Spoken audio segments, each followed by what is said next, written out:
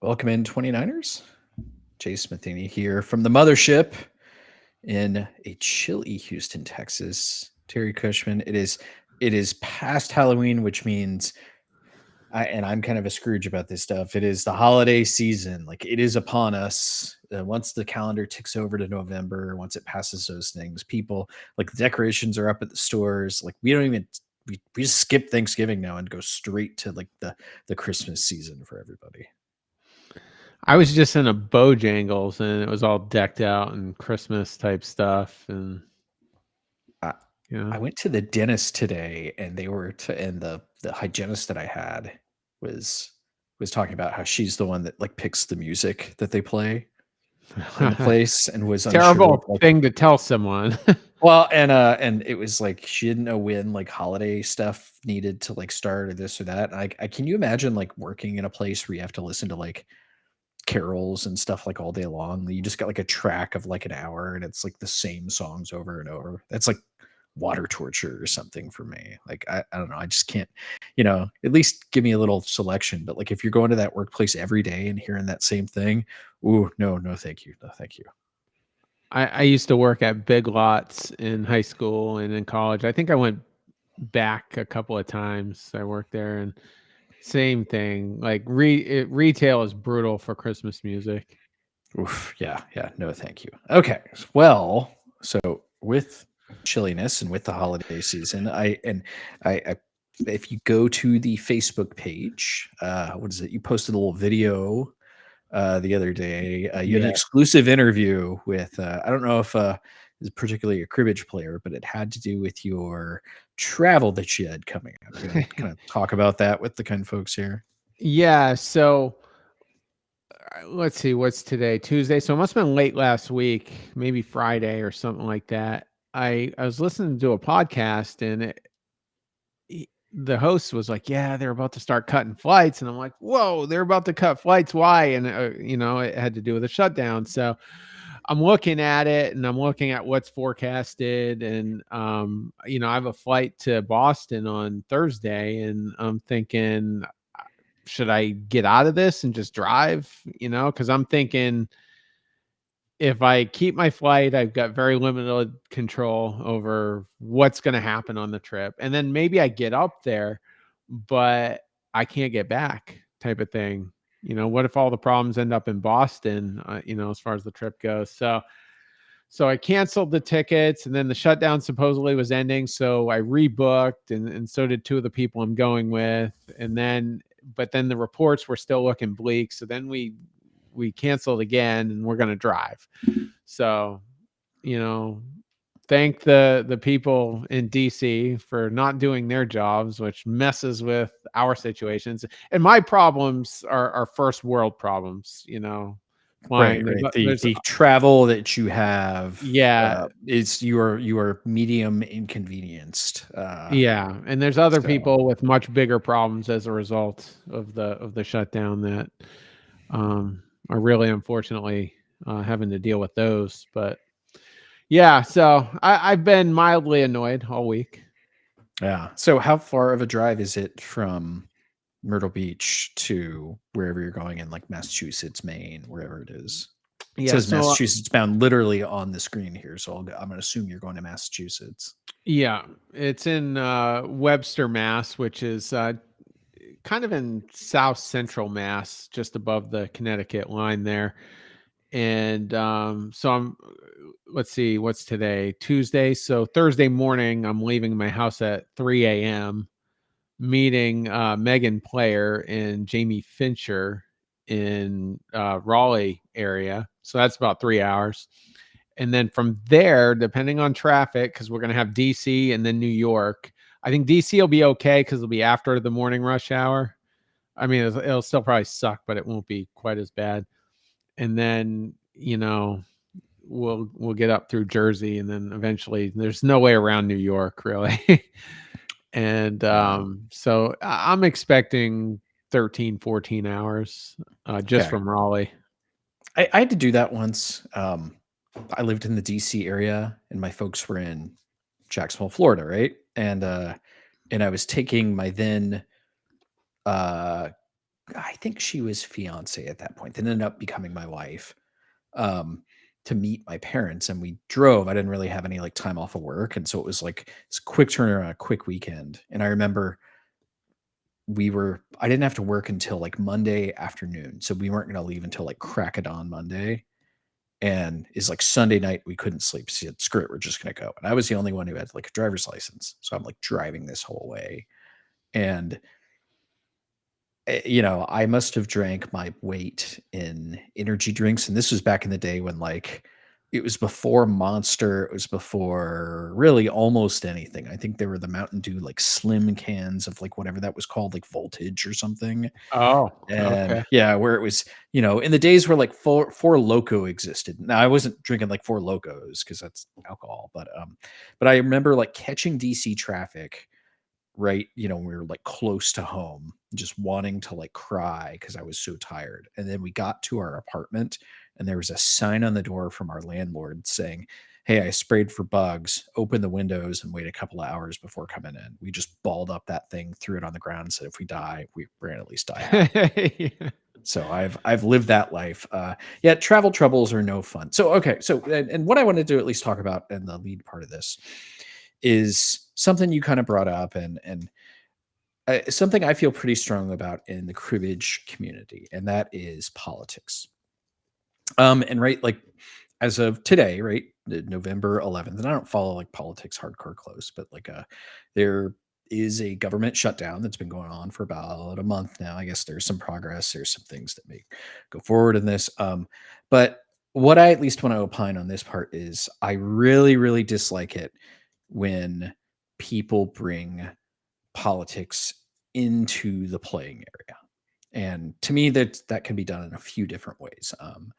Like number one, I at least start with is people wearing gear, right? Clothes, hats, pegs, whatever it is. I really don't like I don't understand what you're trying to accomplish by like wearing clothes of say like your political candidate or your political point of view. Now, I want to be clear, like everything is politics, and like I feel like everybody should be able to have an opinion and be able to express that opinion. But I don't care for it in the cribbage room, right? Like I'm wearing a shirt right now, and it's for like a bagel shop in like Dallas, right? So you could make an argument like I'm opining about this like bagel shop or whatever it is. But there's not really a whole lot of people that are going to have a lot of strong opinions one way or the other about like bagels. Maybe you will, I mean, I know you're like a food No. guy. If there are olives on the bagel, you probably have a strong opinion on it one way or the Oh, other. But okay. but Yeah, then it I changes things, right? I would want people arrested and imprisoned Yeah, all right, that's fine. for And, all and of you're no, I'm entitled to kidding. that opinion. I'm just kidding. But to me it really really bothers me when anybody like takes a strong stance like in the playing room with really anything you're doing, even their words, whatever it is, right? Like I don't like the gear. The number of times where I've had people, it's not a ton, but there's one I remember in particular is, and I don't think we talked about this on the show, but you sit down, right? You anytime you go to a tournament, especially a big tournament, I feel like you have the same conversation about 30 or 40 times, right? You slide seats, you sit down, you see the person who you're going to play next. Hey, how's it going? Hey, how's it going? And then you look at their scorecard and you see like where they're from. And you make some like small talk about that area, right? So like I saw a guy, he was from like the Denver area. I'm like, "Oh, hey, my sister's about to move to Denver," which is true, right? She was just about to move to Denver. And the guy goes, "I don't know why you would. There's immigrants everywhere." And I go, "Whoa, whoa, buddy." Like That's and it's like like if there's a place where like I'm willing to have a conversation with somebody about like immigration, and it's a very very hot button topic for a lot of people, right? It's a very very politicized like thing, and mhm. to bring that up out of like nowhere, like it's one thing if I breach a topic or if it comes up like organically or something like that, but just that one out of like nowhere is just that to me is that stuff where it's like that just has no place in a cribbage room. I don't think there should be a rule against it. I just feel like it is horrible manners. Like I It's can't stand it. yeah, etiquette is, I think, really what it is. Yeah, and you know, like you said, everything is political, and I think we as a society or a group of people, whatever you want to call it, we're so consumed in all of those distractions. And I'm no different. I go down rabbit holes, but I'm doing it on my own time. And when you're at a cribbage tournament, that's essentially your escape from all of that. And so I just think people, at the end of the day, need to be kind, be mindful of where you're at. And, you know, regardless of which side of the spectrum you're on or what you feel you should be able to do in certain places, we're all going through the same thing. We're all paying for high grocery prices. We all have, we're going through health stuff in some cases. And, so when you're at a tournament, just, everybody should just have a good time. Yeah, And but let me be clear. Like people are going through things in like life, and it's okay to like have feelings about those things, right? It- and it's like I don't want to stray into the stick to sports kind of stuff, right? Where it's like people think like professional athletes shouldn't be able to have an opinion on sports or like shut up and sing, right? The whole thing with like musicians shouldn't be able to have like a political stance or something like that. Like I don't know if I agree with that, but I just think that just like, yeah, if you take a hard political stance, you're going to piss off 40% of a room, 30%. I mean, a cribbage room, maybe it's a little lower on certain sides of it, but at least I take a lot of pride in that. I have some really good friends who I think see the world very different politically from me. And like, there's a time and a place to like have those conversations with people. And I think those conversations are really important.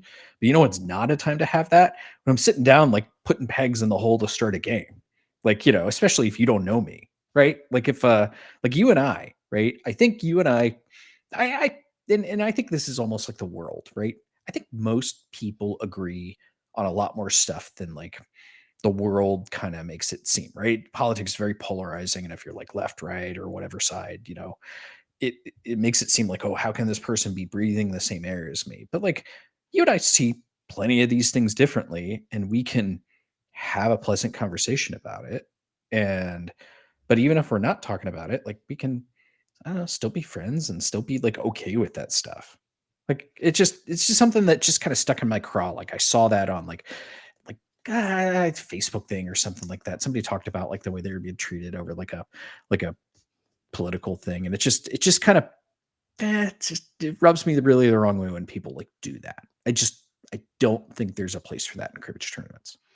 yeah, and that's essentially what I was getting at and what we kind of talked about before coming on. I mean, we're all more alike than we are different Yeah, at the end of the day.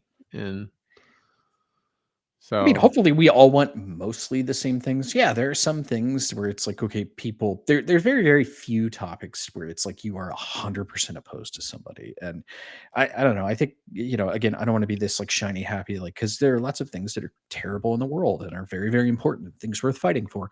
But like I don't know, like most of the things we generally are on the same page about. And again, we're all there to like play cards and enjoy ourselves. And I just think it's right what you said, like bad etiquette. It's like a bad look. It's a bad way to do about it. If you're making someone uncomfortable, and again, just I think the gear is a place to start. And again, I'm a little more like heavier on certain things. Like I'll say this part aloud. Maybe I will get shredded for this. I think national anthems and pledges of allegiance before cribbage tournaments are awkward and weird, and I don't care for them, and I wish they would go away. I know some people have some very, very strong opinions on that, and like I welcome a discussion with anybody on those things and what those things mean, and right, like if anybody wants to like sit down with me and have a political discussion, hey, play a game. Let's kindly talk about the way we see the world and hopefully find some things that we can align on. And that's where I kind of fall with a lot of this, right? Um, my one of my best friends in the whole world, like Gary McCuskey, right? My cribbage kind of mentor, but he and I kind of grew up, so in the ACC per se. He and I see the world very different politically in a lot of ways, and that's okay, right? It's so I don't know. I'm just ranting at this point. I don't want to like make this the entire show talking about politics by not wanting it to be politics, if you will. But I just feel like the playing room to me almost feels like sacred. If you want to step outside the playing room and have a crossfire-esque throwdown about the government shutdown and which political party you think is responsible for it or something like that, I'm not going to stop you, but feel like it's kind of shitty if you do it like, around people, especially like when I'm sitting down to play somebody, I can't like not play that person, right? Sure. Yeah. So if somebody's gonna like push those topics on me, like I try to find my ways when those things have happened and been like, I still remember I had to fight off that one person like 3 or 4 times. And I just remember at some point being like, that's a pretty controversial topic that people have some very strong feelings about. I wish I had gone further and been like, so is your goal by bringing that up to make me and other people around you feel uncomfortable so that you feel okay? Like, I just wish I had kind of gone after that guy a little bit more in that way. And again, I feel the same way if somebody took a hard left, a hard right, a hard anything stance, like politically, just in one of those rooms. So, okay, I'm ranting. I feel like I'm saying the same thing over again. Terry, anything before we jump on to like the fantasy draft, which will not have to do with political topics at all?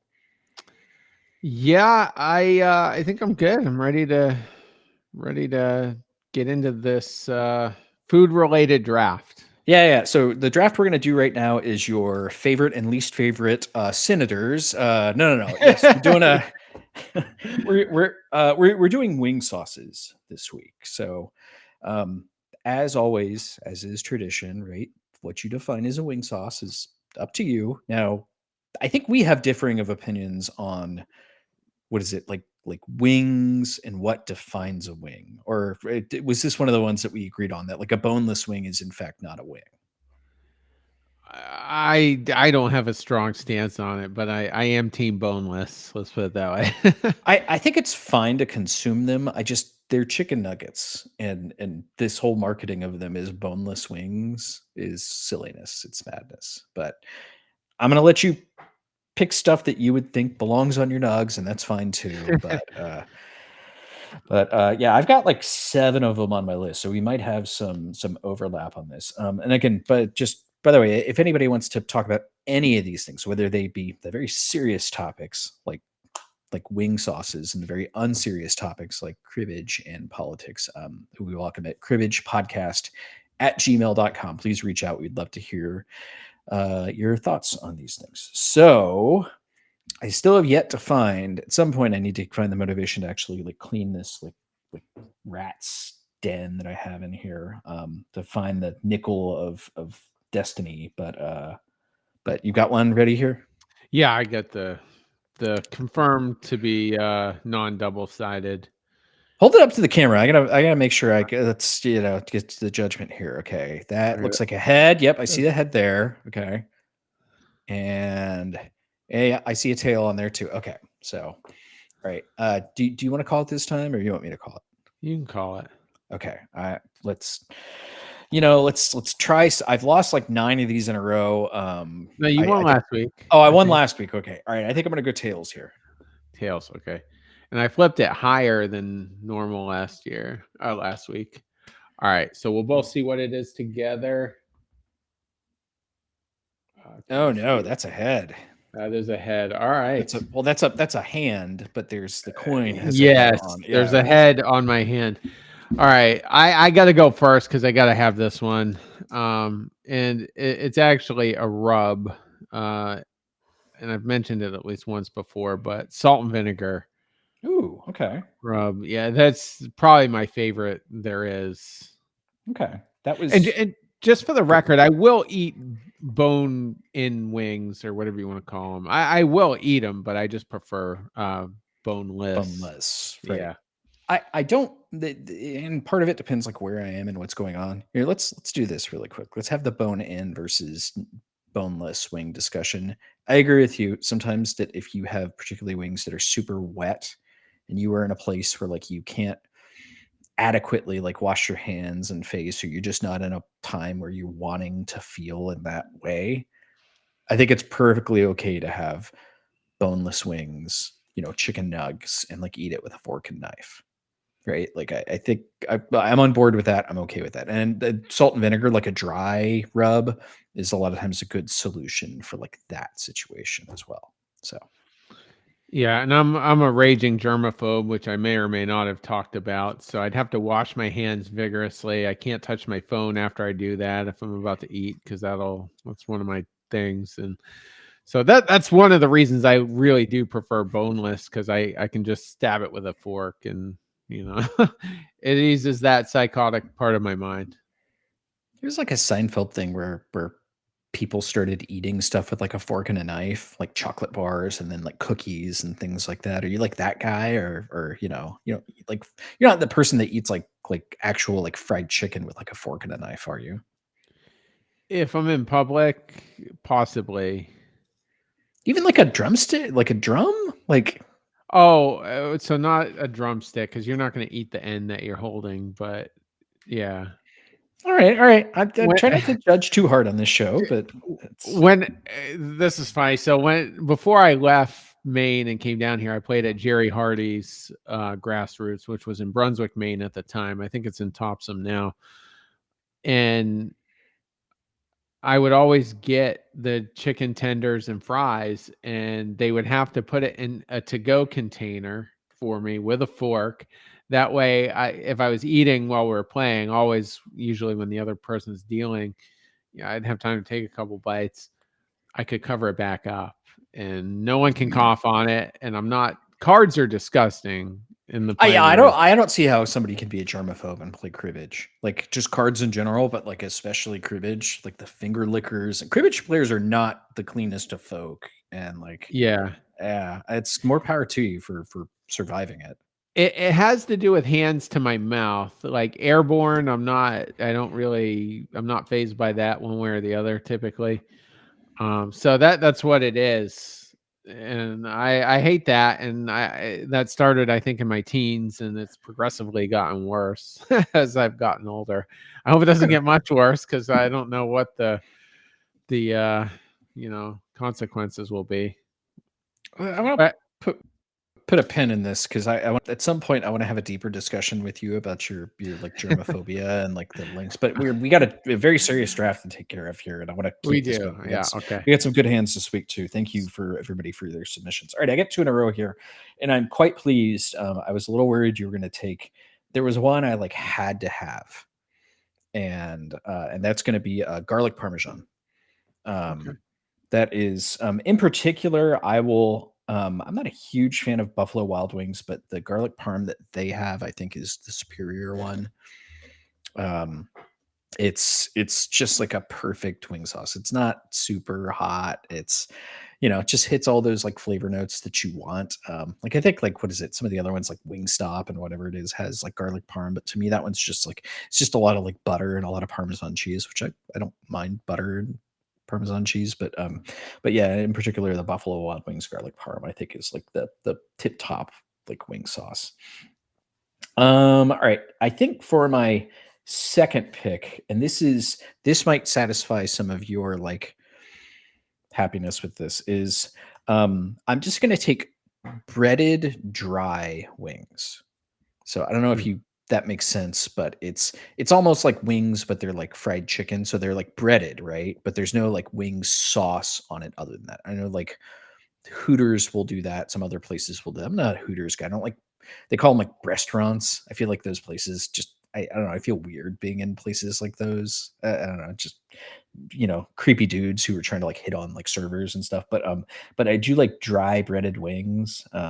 Like anytime I can sneak in some carbs on things, it's gonna make me happy. So Yeah, especially if they're straight out of the fryer, they're right, yeah, they're juicy and hot and crispy, and you get the kind of saltiness of like the breading and all that stuff. Yeah, it's to me that's like tip top wing there. yeah, I like that. All right, you've got another All right. two So, here. so it's on me. All right, we're doing It pretty is. good here. Uh so my next one, I'm gonna go with chili lime sauce. Are you kidding me? I Are sniped you you. kidding me? I I sniped thought you. that was the safest pick in like the history of the world. Chili lime. I have it written down. Like I'm gonna hide my other ones I have on here, but you can literally see down at the bottom of my list. It says chili lime that I just scratched off. That may be the biggest snipe in the history of the program because I did not think there was a chance in 100 million years you would take chili lime sauce.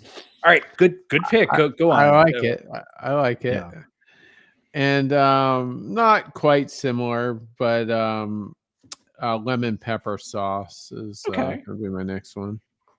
Lemon pepper I like because it's got the kind of dry thing going on again, right? Like if you don't want your hands getting overly messy or like overly stinky for the rest of the day, I think it's a good pick. By the way, if you ever go to the DC area, there is a place. It's a chili place, believe it or not, like chili, like the stuff with like beans, and like whatever the meat. But they sell wings, and they have a chili lime sauce that is just A+. Like it's called the Hard Times Cafe. Just Okay. just if you're ever in that like zone in like a DC area, just check out the Hard Times Cafe for their chili lime wings. All right, I'm still tilted by this, but that's fine. We move on. Okay, I'm gonna take for my last two picks. I'm gonna take teriyaki sauce. I don't know if Excellent. Yeah. yeah. Okay. All right. Yeah. Yeah. I've always liked teriyaki sauce. I guess it's like a what? It's like soy, like kind of fish sauce stuff, and it's got some sweetness to it. I don't know what's in like teriyaki sauce, but I've always liked it. It's just a quality flavor. And then I think for my last pick, which was gonna be chili lime, but now I gotta pivot and figure out something else. Um, you know what? I'm just gonna go with traditional buffalo. Like I don't like it too hot. But I feel like a good vinegary like buffalo wing is a very good thing. By the way, are you ranch, blue cheese, either, both? Hardcore no on both. No, on both. Okay. All Yeah. right. I'm more team blue cheese than ranch. Although it's weird to me how there are some people that it's like what is it? A lot of them they're like 99% like the same thing. Like it's like sour cream and like whatever it is else that's in it. And but there are some people that are like one but not the other. I guess blue cheese is very polarizing, but It is, yeah. It's that rotted taste, and it's not a consistent thing when you're having it. Like I noticed, like sometimes it's more you'll bite it and it's more rotted than not, and then I can't even explain it, but I mean it's got a little more pungency depending on like what the blue cheese is, but like we gotta help move your brain past this fear of like something that is quote unquote rotted because you know what else is rotted, Terry? Like what's that? beer.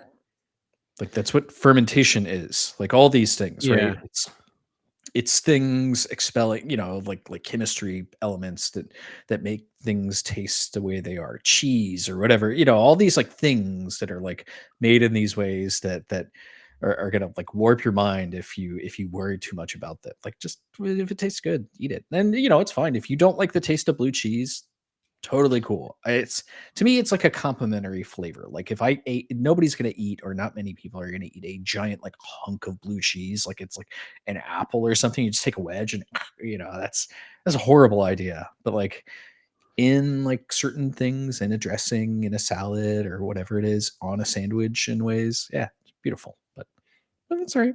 We don't judge too hard on this program. So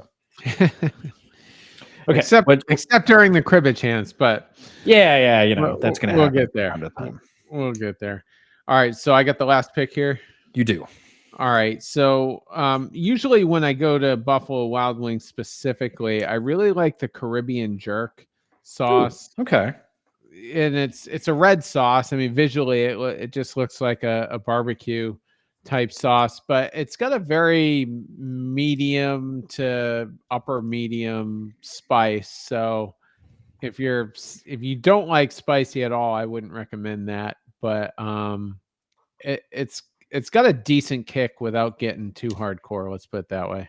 Okay. Yeah, that's a good pick. I like the Caribbean jerk like flavor, and you're right. The Buffalo Wild Wings one is pretty good. I'm trying to think if there's anything else I really feel like I was missing out on my like also list. Gochujang, like Korean barbecue. If you've ever had that, that's pretty good. Um, I didn't even think about it until just this moment, and now it has left me again. There was another flavor that I was thinking of. Oh, yeah, just like, you know what? No, it's just gone. I can't even remember like what it was I was thinking of. I think it was another like variety on kind of jerk chicken or something like that. But yeah, those are quality flavors there. Anything else that we left on your list besides chili lime? I had just honey barbecue if it came to it. If I got sniped a bunch of times, but I was the sniper, so it was fine. Yeah, yeah. I don't love the sweet ones, and like to me, the most of the honey barbecue ones are too strong on like the sweet. So I don't know, just not my personal taste there. But right on. But all right. Well, again, just a quick recap for these. Terry selects salt and vinegar, chili lime, lemon pepper, and Caribbean jerk. I take garlic parmesan, dry breaded teriyaki, and buffalo. I'm curious if anybody has any suggestions, wing sauces, whether it's going out, making it at home, things like that. Shoot those over to cribbagepodcast@gmail.com. And as we go to the mailbag here, I want to start with this is not a true mailbag, but it is a text message that I received. And now I got to scroll through and find where it is, scroll through all these like football ones that I received. By the way, I don't know if you're follow football closely, but my team had like a devastating loss over the weekend. They had a 19-point lead in the fourth quarter and blew it. So it's always glorious. Oh, all right. Here is the text message. It is from a Mainer, one Jerry Hardy. As usual, I agreed with you on the latest disagreement you and Terry had. LOL. Throw 5-8, of course! Exclamation point. So I had to just sneak that one in. My original mentor. Yeah, it's I Jerry. By the way, we've done like the underrated cribbage players like element of this, but Jerry, one of the best players in the world. Like if I had 10 players to defend the planet, he is 100% making that list. Maybe even 5, right? I might put him on that list. Jerry's a fantastic player. So anytime he agrees with me, I feel like I'm doing something right. All right, let me hit the mailbag and pretty thin mailbag this week. 20 years, y'all gotta get on it. Let's see. One from Mike Fetchel. Hey, Jason and Terry, really enjoy the show. You both are fantastic on the podcast. My wife often walks in on me while I'm listening/watching and wonders what could hold my attention for an hour and a half. And when I tell her, she just rolls her eyes and wishes she'd never asked, which makes my day. LOL. And then he throws us a hand, which we'll go over later, and says, all the best with the show. Hope to see you both on Tournament Trail in the coming weeks and months. So thank you for, what is it? Award-winning nice guy Mike Fetchel. I forget what the name of the official award, sportsmanship award. I think that he was the first winner of. So yeah, the nicest guy in New England, and I guess in cribbage, I mean, there's a bunch of people that are universally liked, but I don't know. Fetchel just stands out all the time. can you imagine if like somebody, like Fetchel's in a room, he walks by and you're talking with somebody and they go, I hate that guy. Right. Like I feel like he might be the only person he might have the highest approval rating. We're going back to politics, right? Of like anybody in the entire ACC, because I can't really imagine anybody having like a negative point of view on Fetchel other than maybe if, like I wouldn't have a great thought if I'm playing him in game 22 and I need the game because he's an excellent player as well. Let me see if we have any other ones. Most of them were hands, and most of them were ones that like I missed doing. There was one that was like 10 miles long that I said we would get to immediately, and I still haven't. You know what? We're just gonna jump to the hands because I am struggling to find the emails correctly here. And let me pull back up what we have here. So again, please reach out, cribbagepodcast@gmail.com for your opinions, good, bad, or otherwise. And so we will start with the aforementioned Mike Fetchel here. And I don't know why it doesn't show on submitter here. Again, we'll have to shout to David Hayes, but yeah, we got to get those back up there. All right, so this is first hand out of the box, Terry. So you are dealer, and you are in hole 0, of course. Something's wrong if you're not in hole 0. First hand out of the box is dealer, and the hand is 2-2-3-5-6-6. So this is a sticky one. Like I've seen this hand before. I feel like there's a couple of different ways to go. It's one of these, it's almost like good problem to have, but I also hate these, like when you have 2-3 card hands, I don't really know how to go. So what's your hold in this spot? Yeah, my mind just went in a million different directions, but I guess the way I would hold this is to simply just hold the two pair because there are a number of ways to get to at least 6 or 8 points, and then I'd throw the 3 5 to my crib. Huh. Okay. I hadn't as I was like looking at this one. Again, I try not to like pre-look at these too hard because I want, again, a lot of this is like real-time reaction, right? Because when you pick up a hand at the table, you don't have 8 minutes to decipher and do the things as you need to do. 3 5 is not something I'd really thought about with this one. That's an interesting take on it that I hadn't popped into my head because my thought was either 6 6 or 2 2, or maybe if you really want to get funky, you can try to find a way to get 2 3 into your crib here. I think I think I'm throwing the sixes here, but I don't like it. I don't like it. And I almost feel like I'm starting to come around to your mode of thinking here, which makes me feel like I should contact a therapist. But I feel like just throw the sixes here and hopefully cut a face, right? My only concern with holding a hand like this is I'm only holding 2 points that way, right? There are 2 points going into the crib, but right, like there are cuts that just whiff on that 2 2 3 5. Although I think there's sixes and nines, which then I'm happy with that. So I think I'm feeling better about this sixes toss. I'm like talking myself into it, but I think I want to throw the sixes here. I think the twos are worth considering because you've got a cut at 16 there. But yeah, 3 5 is an interesting shout here too. So I think I like the sixes, but I feel like this is razor thin, like any of the three ways that we've talked about. Yeah, I think the deuces would actually be my second choice, but with deuce 6 6, an ace will give you 8, a nickel would give you 8, a 9 would also give you 8, and then of course a Mhm. 7 is probably your best cut Yeah, that's for your your bingo there, right? yeah. So I don't know. That's just how I would do it. Okay.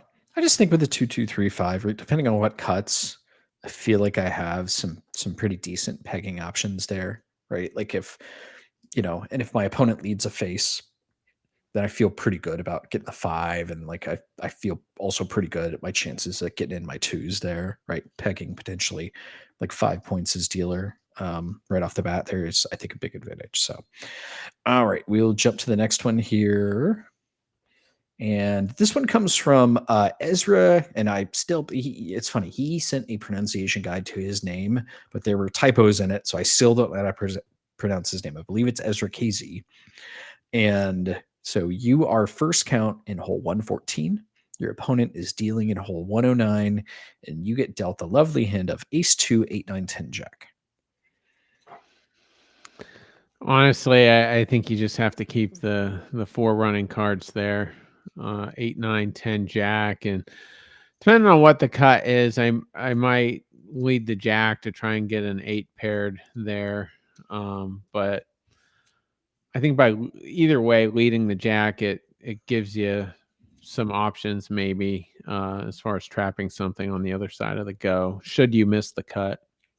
I think we agree that if you missed a cut, then I do agree. I think 8 9 10 jack is the hold here, right? You don't like it, but I think it's the way to do it. I think that the science to this one is what you do if you miss, and depending on like how badly you miss, right? Because say you just cut like knobs, right? It's because I think depending on opponent, I don't know. I feel like the 8 might be the lead in that spot, right? Like, because I think, well, hear me out on this one, right? Like, so I think I'm leading the 8 in this spot because my opponent's far enough back. Like 12 is not a picnic by any means. And if they have faces and fives, right? Like it's super plausible they play a jack on the 8th there. Even if they're good enough to like play the 5 on it, I have more information and there's more chances that then I probably play my 9, just hold my nose, hopefully they don't pair my 9 and get the 31 for 4. But like, right, say they play the 8 or I play the 8, they play the 5, then I play the 9, and then it's a go, then I feel pretty good about my chances to potentially like get something going on the next card, or even better, right? Like maybe they play 2 5s, and then I get to lead and potentially like lead the 10, and hopefully catch a jack or a queen there. Right? It's like drawing pictures of how I like win this game. And I think there's a little more ways of doing that. I think leading the jack, really feel like the only way to win on this one is just if they play the 8 on the jack right there. Yeah, I mean, if they have faith, so let's say they play a 5 on it. Let's just say they take the 15, then you could dump the 8 and potentially be sitting there with 9, 10, and still trap a face card. Okay. And also, just one other element is, let's say instead of your opponent being at 109, say they're closer, say they're like 116, right? Say like 5 out, and you hold this the same way. You still got to hold enough points to potentially get out, and you hit the cut, right? You have enough to get out. How are you trying to, what's your plan here to try to stay away from pegging? Say your opponent is 5, maybe 6 points out. Let's say 6. 5 feels a little more dangerous, but like, you're just okay. Unless this blows up badly on me, how do I stay out of trouble here? Yeah, I think if they were that close, I'd probably lead the 9 or the 10, and then based on whatever their next play is, try to lead either the 8 or the jack, whatever's furthest away from what they just played on the one of my 2 middles. Okay. For the record, I'm full on playing the 9 on You this you are spot. okay. Here's why, right? So you play the 9, right? Most likely, if they have it, they're going to play a 6 or 15.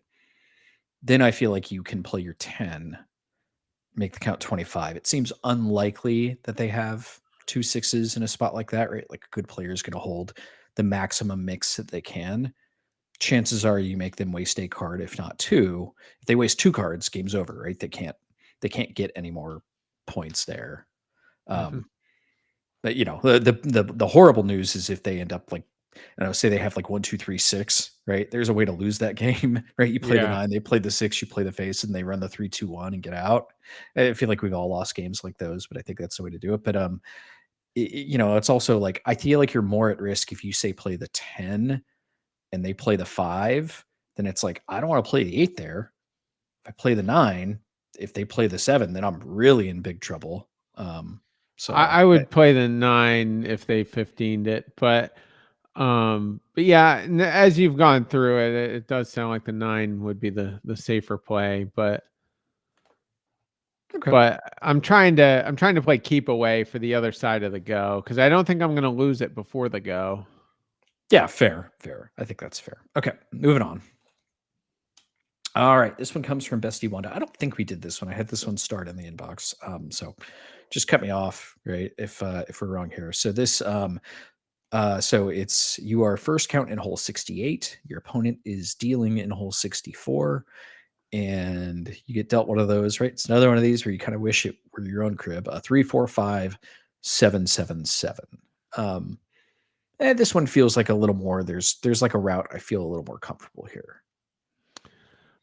Without much hesitation, I would throw 4-7 offsuit. Yeah, I agree. I think that's the way to go about this one, right? You're still holding 6 points. What do you lead in this kind of spot? Like, at least my thought process is, right, I've already got plenty of points, kind of in this weird like no man's land where I can't really get anywhere near hole 96, right? Where I'm trying to get to. So it's just kind of defense. You've got 3 7s that you know of. Is this a spot where maybe you could, drop one of the 7s? Like my default mode is to lead the 3 from a spot like this. Honestly, starting maybe 3 or 4 years ago, even if I'm just holding 3 5 7 7, regardless of what I discarded, I honestly prefer the 7 lead because I felt like I was getting my 3 paired quite a bit. So now I can't dump my 5 and potentially give up a 31 for 5. And so I would play my 7 after my 3 gets paired, then they have the deuce, and so I like the 7 almost universally here. Interesting. Okay. I wouldn't say universally here. There's this is a Brian Gurdon thing that I got from him. Is he told me, and again, maybe this might be one of the exceptions to it, but he feels very strongly. I don't know if I'm giving away government secrets. It's certainly a guy that I don't want to have pissed off at me if I'm giving away his big secrets. But he says lead the card under the 5 anytime you can. Right. So in this case, that would mean the 3 lead. And again, this is another one where it's like knowing your opponent and what they are capable of means a lot, because there are some people that are just far too scared to pair lead cards, almost like no matter what position it is. Like if I'm dealing in hole 64 here and I have any kind of a hand, yeah, I'm hitting anything, right? Just attack, attack, attack in this spot, the kind of the Cushman, if you will. But there are some people that play is just not in their bag, right? So you can take advantage of that and get away with a lot more lead cards where it's like, yeah, if they do pair you, yeah, you're kind of hating life. So this is one of these spots where I think you can really take advantage of some of those tendencies. All right, let's move on here. We're gonna hit a Terry hand here. All right, Terry, this is one of yours. I'm gonna let you give the intro here.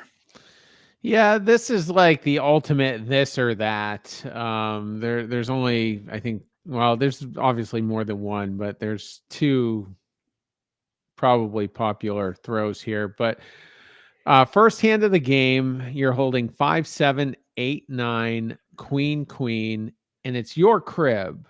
So good problem to have. And basically, I think it comes down to, do you like the 7, 8 here or the queen 5? Oh, queen 5. Okay. Because I will mention at least a third party here. I don't think this is the hold, but I think you could make a case for queen here as well. Just putting I it don't out like there. it. You don't have to like it, but I think Yeah, no, I know. I think it's a worthy thought. That's all. Okay. Like I'll say, go on record. I pretty strongly 7-8 here in this spot. The it's not the greatest of peggers, but like I'm holding 6 instead of 5. Like with like a pretty good throw into my crib. Like exceptions can be made in these places, but I think that's my throw. Like when in doubt, the other way, the queen 5 does give you a little more flexibility in the pegging. Honestly, I think I do like queen 5 here. Yeah, because of the pegging. I just feel like if they lead a middle and I'm jumping on it, and we'll hopefully be off to the races. Um, but yeah, that's kind of where I lean, but I don't hate 7, 8. Just out of curiosity, right? Like you're throwing queen 5 there. Your opponent leads an 8. What are you doing? In that case, I'd probably pair it. Okay, because I agree with you. I think pairing it is the play because it's there are some dangerous spots. I think we've both probably been in a spot. I'm trying to think of this one. I don't think it stretches in that way. Yeah, it does. Doing my counting in my head, but like if they play the 8 and you play the 7 and then they play a 9, it's 24, and you have to say go. It's like, uh-oh. Yeah, you'd get out pegged what, 8-2 or 9-2, something like that. Potentially, yeah. If assuming they have the 6, correct, it could go real bad for you. I would definitely pair it, and I I think if think even the 7, I think I have to pair it. really okay, I feel like you could make a case for really. I think any of the cards, right? If you're rolling 7, 8, 9, queen, I think, and again, to me, a lot of these things can be opponent dependent.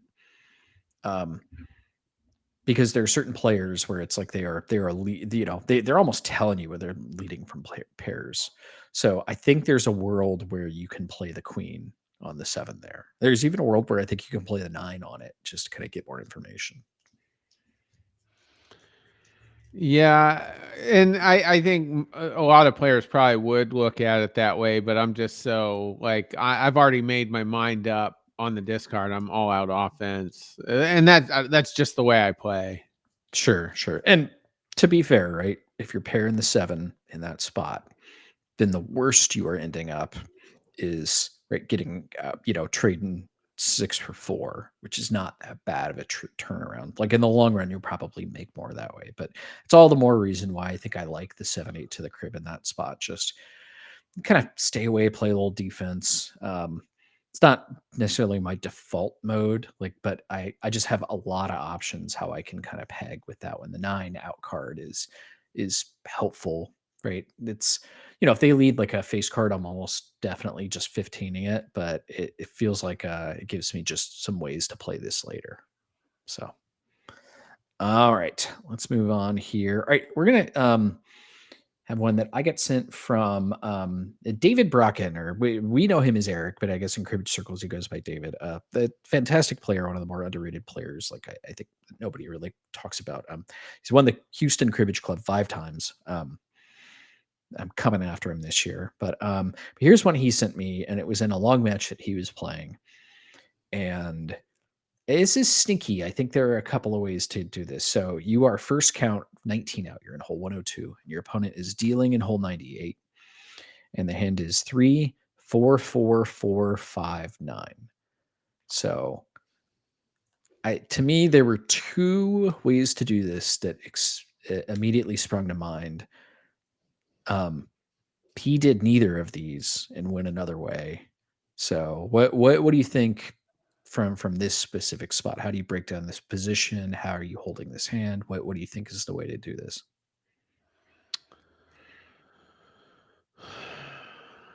Right? It's a sneaky one because I think that I don't know. I don't want to jade like the way you're going to throw this. Like I definitely have. This is one I did make up my mind like beforehand. So For some reason, I'm not going to do it this way, but I really want to keep the 3, 4s, and the 5 okay, because, but I think I'm still going to have to throw 4, 9 here to keep the 3 and the 5 in play.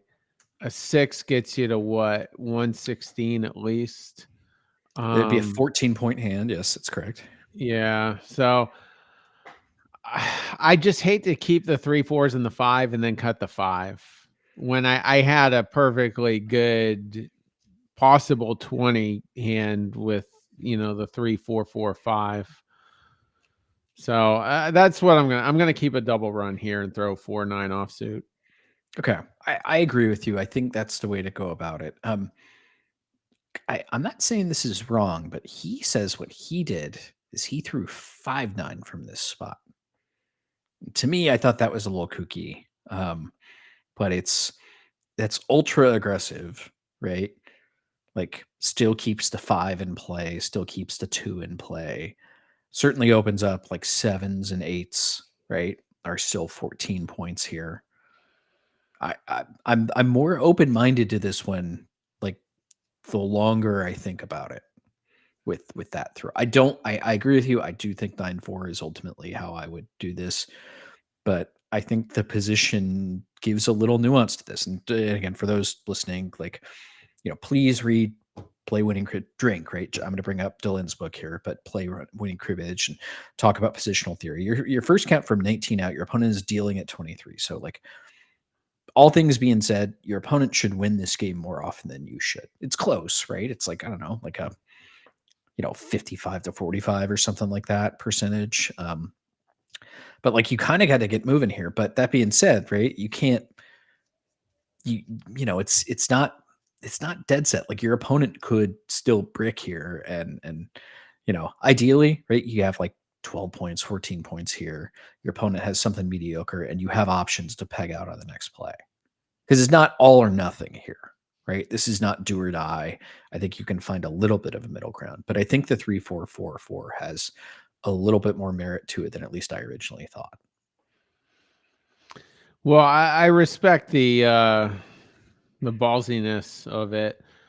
The And the ingenuity, yes, the aggression, yeah. the case for would also give him 20 for what that's worth. But yeah, I don't know. I've got a really fair shot at 12 by holding it the way we agreed to hold it. You'll potentially have 2 chances to peg. I don't think his opponent will go out um I mean, they have to have something necessarily. really special, like, Yeah. even if you threw, like, I guess the worst throw here is probably, like, 4 or 5, but like which nobody would ever do unless you're like trying to lose. But like even at that one, it seems unlikely your opponent's gonna like deal out from here. It happens. We've all had like bad beat stories where those things happen, but yeah, this one to me has a little bit of nuance to it. It's if you can fade a face card cut, like if you knew somehow right, you had a deck with no face cards in it, then I feel like you would definitely hold 3 4 4 4. Because right, there's just other than like the ace, I guess the nine, like everything catches this pretty good. I guess the six doesn't do a whole lot there either, but right, you got a lot of cuts at 14. Mm-hmm. Once you get a 14-point hand there, you feel like you're probably going to win this game more often than you lose it. So, all right, we'll keep moving. We got a couple more here. Let's do one from Ted Panos, and this is one of these ones that I missed via email. So thank you to Ted for reaching back out. That gentle reminder. So if anybody else has sent some hands and I have just missed it in the inbox, please let me know. All right. So this is you are dealing in hole 95. So you are dead on 26 out, right? The Delin theory in play here. Opponent is first count in hole 92. And the hand is one of these where it looks pretty, but it's not, there's not too much there. 2 4 4 5 7 8. It's not much hesitation for me. I'm just gonna throw the 7 8 to my own crib. Okay. I feel like there's three ways to do this, and I think 7 8 is like my default here. I think I agree with you that when in doubt, like that's the way to do this. But I feel like you could make a bit of a case for 4 4, right? Maybe not that strong a one, but and maybe a case for 5 2 as well, right? The most if you want to hold the most points pre-cut here, then you can hold 4 4 7 8 and throw 5 2 to your own crib, right? Guaranteeing yourself 6 and guaranteeing yourself a 5 in the crib. That's at least my pitch for holding it that way. Right? There are some serious bricks from holding 2 4 4 5 and throwing 7 8 to the crib. Right? Cut an ace. Heck, even just cut a king, right? Like, and then your opponent, that's what happens, right? You throw the 7 8, you cut a king, you go, okay, well, and then your opponent leads an 8. You go, well, now I'm screwed. Now I'm an underdog in this game. So, Yeah, I mean, there's only one card that really helps them both, exponentially anyway, and that's the 6. But I don't know. I just think the overall value is better by throwing the 7 8. okay. Does it, if you were closer, say you're a 99, right? Could I sell you on 5 2 there? Guaranteed 6, guaranteed 2 to the crib. Decent pegger, right? You got a couple of 4s to work with. You've got a magic 11.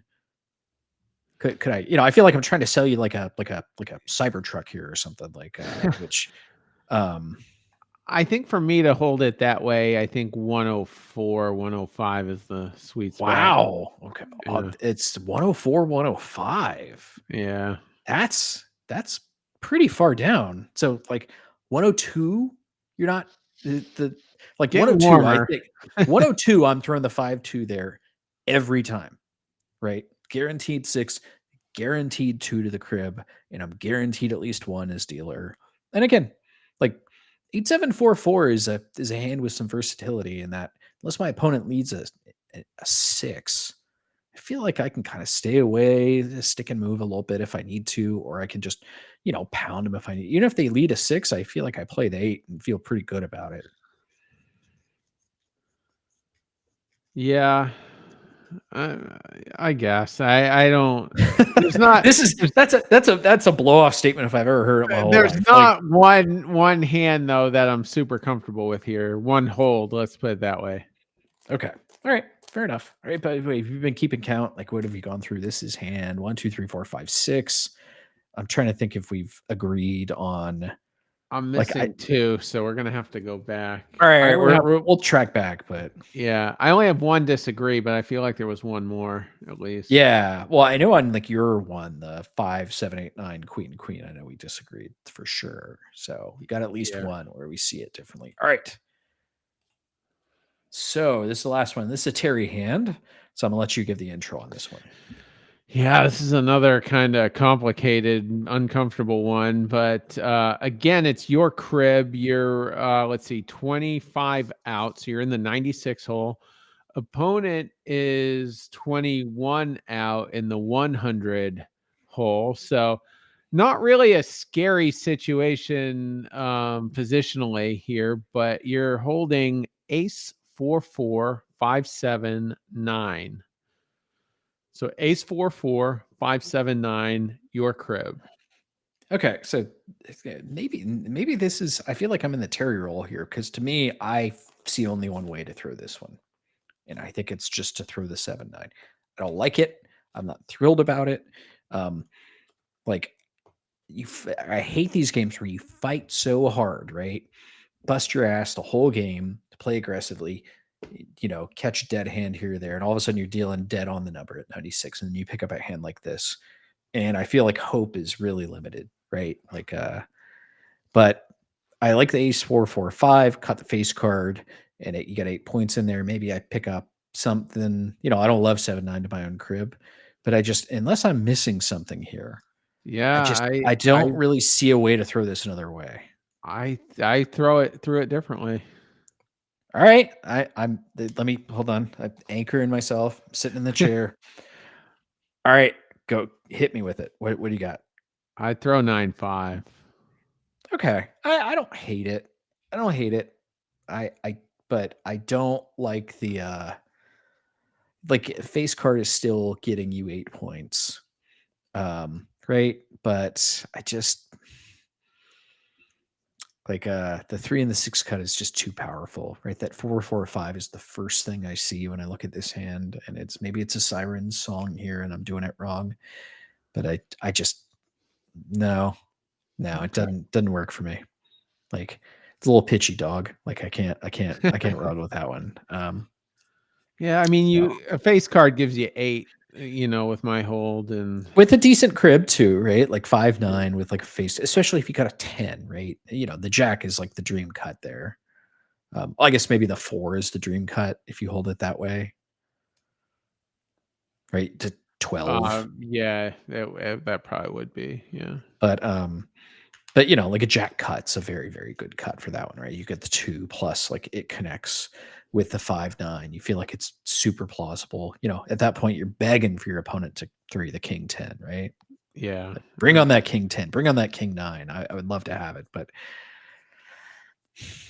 I'll hear you out. But no, I just think the 7-9 is there. Like, and again, part of these things, right? Opponent dependent. This is one of these where like if you know your opponent and you know what your opponents are capable of, and like in a spot like this, there are certain opponents that you're not getting anything scary. It's always funny. Like we always say this on the show. I feel like I repeat myself, and that's fine. But the amount of information people give away just freely, right? Like in a spot like this, and maybe it's a player's a little less sure of the position, and they'll sit there and think about it and be like, God, I can't believe I'm throwing you this. And you go, oh, really? All right, cool. Like, I appreciate you telling me that because that makes me feel a little better about my 7-9, right? Like maybe they're throwing an 8-9 there. They're assuming they're not just pulling a move on you. They're throwing something a little scary, and at least like makes me feel like okay, it is highly plausible they could be throwing something like nuts in this spot. Yeah. Yeah, and yeah, when they give that information, you just hope the stars align. Right, right, yeah, and we've all won and lost games like these. It's and again, part of it is like, do you have the ability to look at a spot like this? Like, I don't know about you, but like, as soon as I pick up a hand like this in a spot like this, like I'm an underdog, right? This is a below average hand, and I realize there's work to be done in spots like these to like steal games, right? At this point, it's now gone into the lost game category, and it's time to like try to put in a little work, steal it. So. All right. Well, thank you everybody for your contributions on these. So 7 hands will what was the running tally? Was there like a running tally like before we started here of like Yeah, agree versus 12 to 7. If you can just pull the hand list up real quick. We can probably decipher it super fast on the Yeah, we'll do fly. that. We'll do that post show. Post show? Okay. Yeah, we'll do that post show. Again, the off air show continues to be undefeated, like far better than the on air show. I'm still reach out, cribbage podcast at gmail.com. I will quote some rates if you want to hear the off air show, which is far more entertaining than the on air show, but that's but no snitching about the off air show. But yeah, all right. Well, Terry, well, I hope you have a safe drive. So are you driving the whole way? You talk about you driving this trip with Megan and Jamie. Like, are you guys going to split up the driving? Is there a trade off? Is because you're the professional driver? Are you more or less likely to drive? I will probably drive at some point, but I'm not the primary driver, I would say. Okay, I Yeah. assume that's. Am I right in guessing that that's Megan? No, I think No, it's Jamie. it's gonna be Jamie's vehicle. If we take Megan's vehicle, then I'll probably drive more because it's a stick. Oh, But all right. Yeah. yeah, or it has a millennial anti-theft device, is what it's Yes, called these days. I like that. Yeah, I'm telling you, it's the greatest anti-theft device in the world. Like who wants to drive a stick anymore? But all right. Well, by the way, we have to have like a we for a draft topic in the future. I really like this. Like if you could pick your people for a car ride, I think that's a good like future draft topic. Save that one for the off-air show. Have the off-air show is the people that you want nothing to do with being in like a 12-hour car ride. So It's funny because just on the fly right now, I'm not gonna mention any names, but I'm like, the people that I like don't necessarily like each other. So oh, it's all like, right. All I right. That don't makes know for if that would work, you know? so, right, it's like dishes, right? Like it's, okay, I like ice cream and I like macaroni and cheese, but like together, not so much. Like Yeah. it's not a great fit. But so do you have any like road trip traditions or anything you definitely are gonna like prep or stop for or have or do or anything like that? I know if you're driving like 95, you get to see all those like 10 million signs for like south of the border, like that big giant convenience store, but I don't know, Yeah. anything that's on your, like, you have to do on a road trip kind of thing? Not really. I mean, I have my rituals, where I try not to drink too many fluids. That way, like I can get there in one bathroom break or something like that. I know But somebody had a yeah. rule, it was if you stop, it's gotta be on the same side of the road that you exit, so it's, like, right side only. Oh, So, okay. yeah, I also knew a guy, not a cribbage guy, but, he had a thing where he did not make left turns. You ever heard of, like, those people? Uh, I probably have, but it's a weird quirk. Yeah, it's a strange thing, but yeah. All right. Well, yeah. Enjoy the ride. I'm very curious. I expect notes because I want to hear about like the way the conversation goes in the vehicle, who picks the tunes, right? Like, who's doing what. It's on air show or off air show. I like Jimmy and Megan, so it should be at least an entertaining ride. Yeah, I think it will be. I'll probably need counseling by the end of it, but that's fine. Them too. Let's not, let's come on. Let's fair and balanced here as we go back to the start of the show, but we got to be fair on this program. I think I'm outnumbered though. I don't think there's going to be a situation where I have any allies. Well, stay out of trouble. And for anybody listening, again, cribbagepodcast@gmail.com. I'd love to hear anybody's hands or topics or just general feedback on the program themselves. Well, all right. Well, and of course, this is travel like for a tournament, right? Like this is not just family travel or whatever it is. What's the event? I'll give a plug to the event here.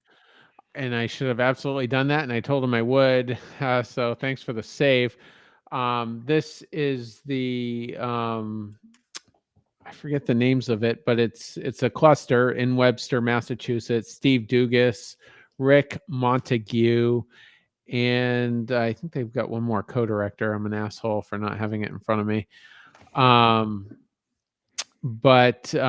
so that's going on up in Webster, Mass. It's just below Worcester. If you're looking for a reason and you can find a flight that's not canceled, land in Boston. If you need a ride, I'm sure people can arrange that for you. And it's a Friday, one day. And then a 22 gamer on Saturday. There's Canadian doubles on Saturday night. There's a satellite on Friday. So tons of cribbage to be had. And Never played there, and this is my first tournament in New England since 2021, since I left, basically. So I'm looking forward to it, and I know they're gonna crush it. Good, good. Yeah, right on. I've got some cribbage this weekend, though it's not official tournament cribbage. Well, it is kind of. It's the 18 gamer in Oh, grassroots. yeah. Believe it or not, like our little club in Houston, like we got 19 confirmed already, which is like by far more than I've ever seen in our grassroots. So I don't even know how we're going to fit that many people. So one other thing I want to do before we jump out here is um, I had been meaning to do this for a couple of weeks and it kept slipping my mind. So I'm glad we remembered is like we lost one of the greats recently. Anytime like a Hall of Famer passes away, I feel like it deserves to be talked about. And that's Raz. Elmer George Rasmussen was his name. And I know you didn't really like, I don't think either of us really knew Raz well. Like I had kind of seen him at events and I know he was a known guy for a few things. One, for being a fantastic player, for opining a lot on like daily cribbage hand, and then also, like a Hall of Famer. And I'm just going to read off some of the credentials that he had. And this was at the time of his enshrinement. So he was at the time a Life Master 2 stars with 15,560 MRPs, which was number 13 lifetime at the time. He had 26 wins, number 7 lifetime, 4-time All American, had the gold in grassroots, and was the second highest at the time for lifetime. Won the President's Award for the ACC in 2008, and was the national grassroots champion in 2009. He also had all these like cribbage videos out there on YouTube. I don't know if you've ever observed these, but like he essentially held a class and gave his like theories. And he was a very, very sharp player. And I know a lot of people, I have never like actually gone through and watched all of them, but really swear by some of the theories, like the Raz, like big hand theory of like what it takes to break hands and things like that. I know others can speak to that like better than I can, but that's a big time thing. A big time contributor. Trying to read through some of the stuff on the Hall of Fame. Like made a cribbage newsletter for over a 12-year period, administrative coordinator for Western Washington, directed a Washington State Cribbage Championships for 11 years. So there's lots and lots and lots of things. So again, inducted in the Hall of Fame in Virginia Beach in September of 2010. So I know and just since then, I know he won the Reno main event. One of the years. So clearly one of the greats of our game. I feel like we're just, I go on all day about this one, but just anytime we lose one of the greats of the game, I feel like it's worthy to talk about. Really, we lose any of our kind of cribbage family, I think it's important to at least like pay tribute to some of these folks. So yeah, RIP Raz, man. Just one of the fantastic players that maybe the ACC has ever seen. So I don't know how to jump from that to end in the program, but I guess we're going to try to do that. Again, please reach out, cribbagepodcast@gmail.com if you have any feedback, ideas, hands, anything else. But yeah, thanks everybody for listening. Have a great week.